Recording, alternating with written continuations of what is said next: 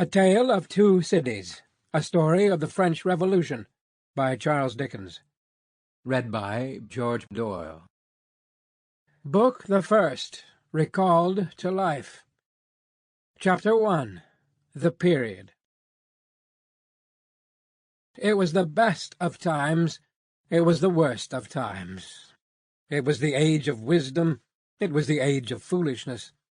It was the epoch of belief, it was the epoch of incredulity. It was the season of light, it was the season of darkness.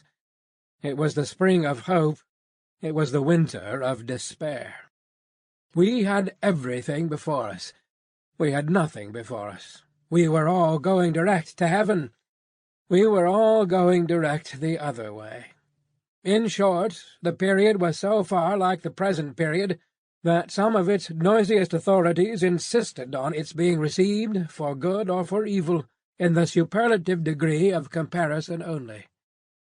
There were a king with a large jaw and a queen with a plain face on the throne of England. There were a king with a large jaw and a queen with a fair face on the throne of France.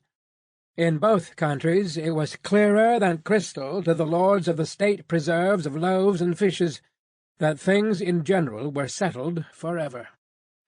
It was the year of our Lord 1775. Spiritual revelations were conceded to England at that favoured period, as at this. Mrs. Southcott had recently attained her 25th blessed birthday, of whom a prophetic private in the Life Guards had heralded the sublime appearance by announcing that arrangements were made for the swallowing up of London and Westminster.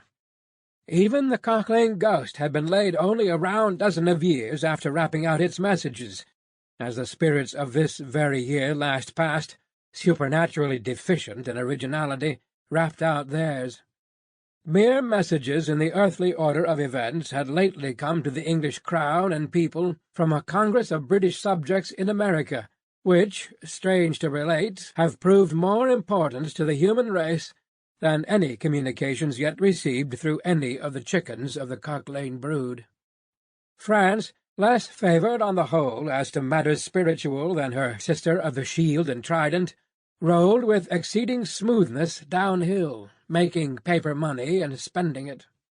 Under the guidance of her Christian pastors, she entertained herself, besides, with such humane achievements as sentencing a youth to have his hands cut off, his tongue torn out with pincers, and his body burned alive, because he had not kneeled down in the rain to do honour to a dirty procession of monks which passed within his view at a distance of some 50.